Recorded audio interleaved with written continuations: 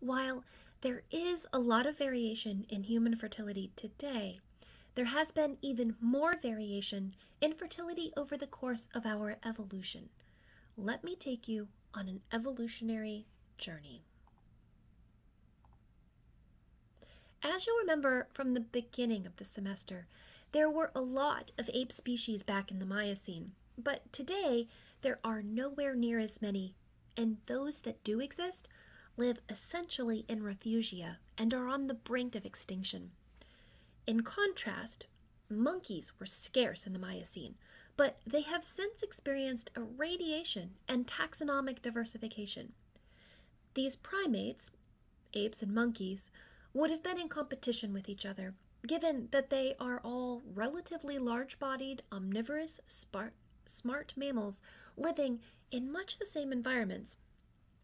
How is it that humans are the exception to the pattern of what happened to the apes? Likely, the success of the hominid lineage rests with two major adaptations that happened very early on in our evolutionary history, back with the genus Ardipithecus.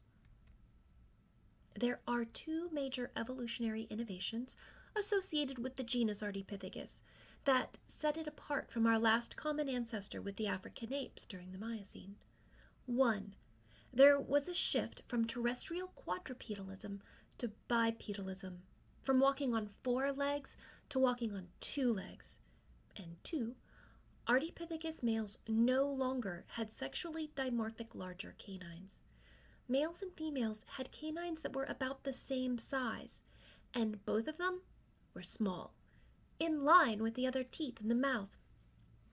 Let's take a look at these two features and think about what they mean for fertility. The pelvis of Ardipithecus was bowl-shaped, like what we see in humans. This indicates that the gluteal muscles wrapped around to the sides of the pelvis rather than just powering the backwards motion of the legs, like in chimpanzees. This different orientation of the gluteal muscles enabled Ardipithecus to stand on one leg and maintain the center of the body in midline, rather than needing to sway from side to side to keep upright. Now, Ardipithecus was able to walk upright on 2 legs much more efficiently than can a chimpanzee.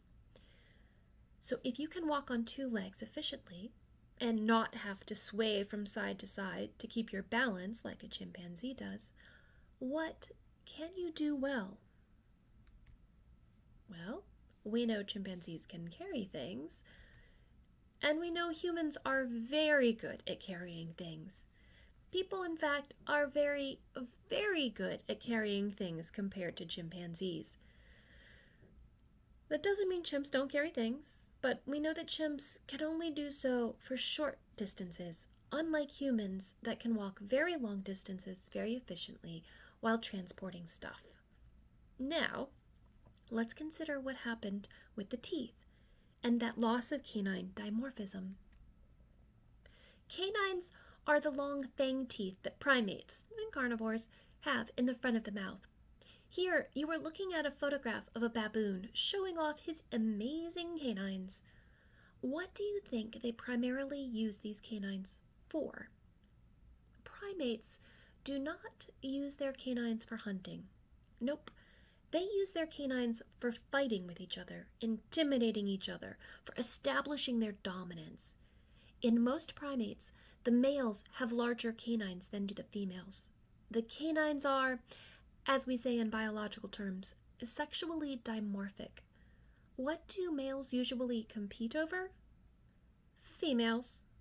Access to females, and in particular, access to females who are signaling their ovulation with sexual swellings. Males fight over who gets to have sex with females. This is not an entirely alien concept for humans, but our competitions generally do not include flashing fangs at each other. That's because about 5 million years ago, there was selection for a reduction in the size of those canines, especially in males. Here you see a male chimpanzee on the left, the skull, and a human on the right, another skull with the surface of the bone cut away so you can see the roots, but you can ignore the roots. The yellow circle is highlighting the male chimpanzee's canine. Look at those same teeth on the human and in the Ardipithecus dentition in the middle. The human canine barely protrudes beyond the other teeth. Ardipithecus's canine is just a little larger than the Homo sapiens canine, and nowhere near the size of the male chimpanzees. And what's as equally important is that it is the loss of the dimorphism. Male canines in Ardipithecus are not much larger than are the canines of female Ardipithecus. This loss of the large male canine is interpreted to be a sign that males experienced strong selection for reduced canine size. Since large canines are associated with aggressive male-male fighting, we think that selection for reduced canines in males corresponded with selection to reduce that male-male aggression. But why? What advantage would there be for Ardipithecus males who were not engaging in the competition over sexual access to females? We think that they were being selected for pair bonding. And this takes us back to females and ovulation.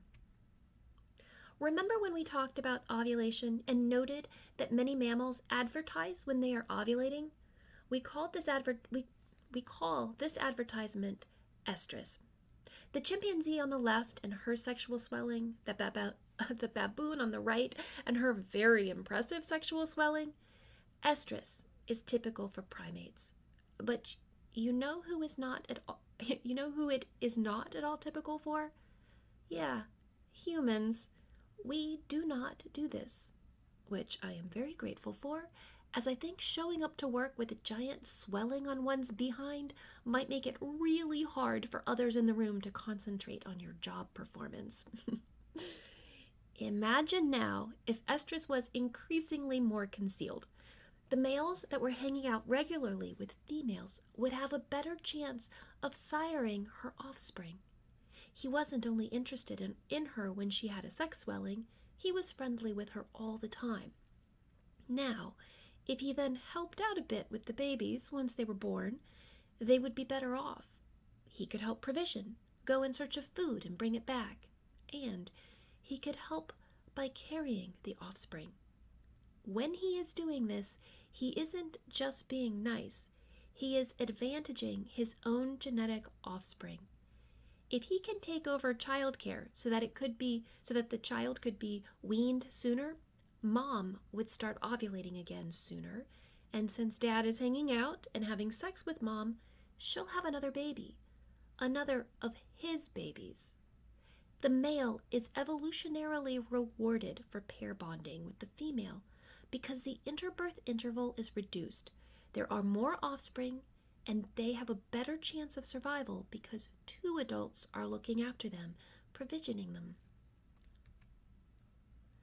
This is the pair bonding transition. With Ardipithecus, we see multiple lines of evidence, all from the skeleton, that these apes lived in a very different social setting compared to chimpanzees, bonobos, or gorillas.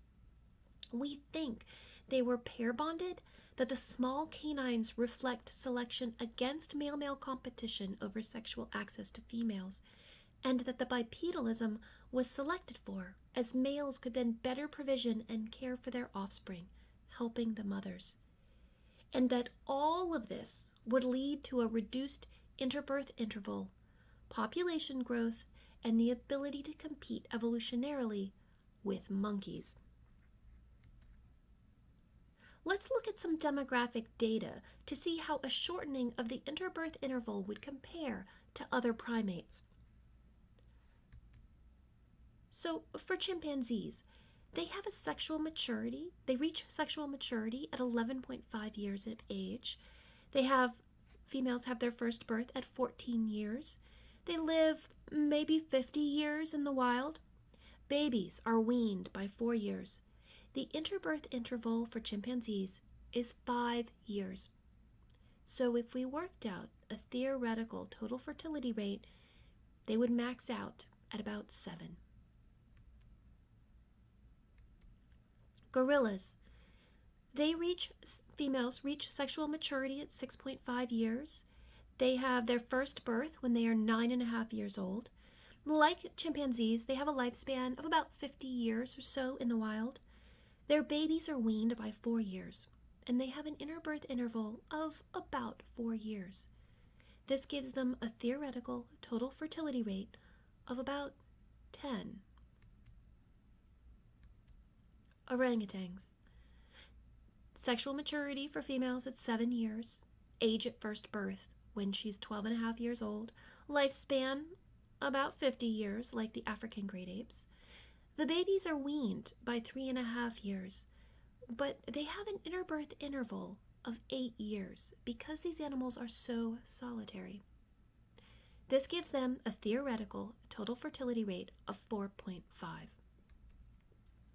And now, baboons. Baboons have a sexual reach. Baboon females reach a sexual maturity at 5 years of age. They are 6 when they have their first birth. Their lifespan is much shorter than the great apes.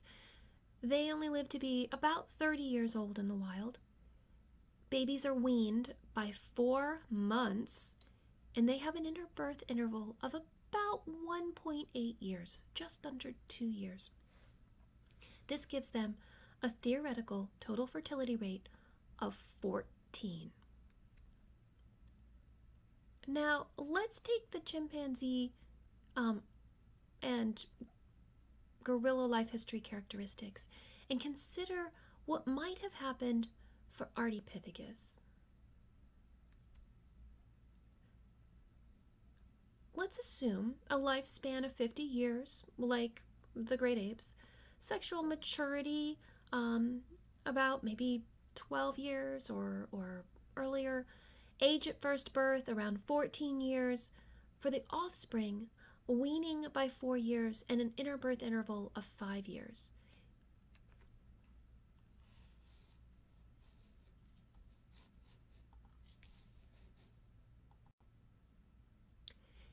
If male provisioning and assistive care would lead to an earlier weaning and an interbirth interval of 3 years, the total fertility rate would be 12 years.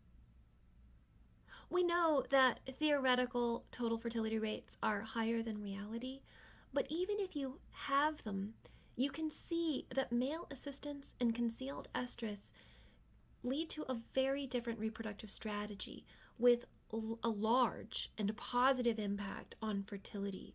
That competition with monkeys would be much easier with this kind of fertility.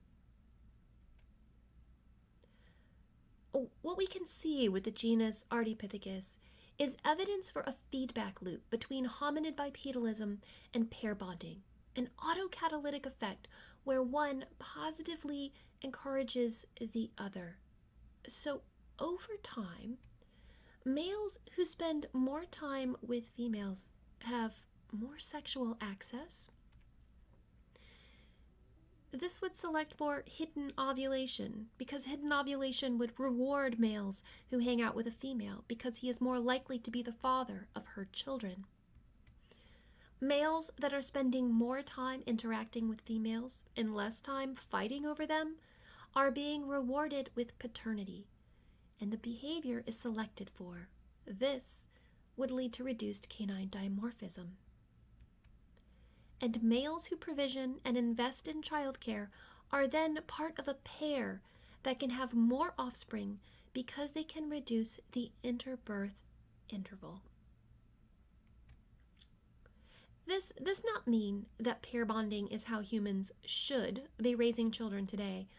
What this episode of adaptation 5 million years ago, what it shows us is that a period of pair bonding 5 million years ago was a successful strategy for decreasing the interbirth interval in a long-lived ape. Competition with the monkeys was not a losing battle. By surviving through this episode of evolutionary time, other innovations and adaptations had a chance to later arise, such as the use of tools and increased cognitive function, more complex structures, social structures, language, agriculture, and so much more. Now, all of those other evolutionary innovations supplant the advantage that pair bonding brought with it 5 million years ago. But had there not been a pair bonding transition, we likely might not have made it through.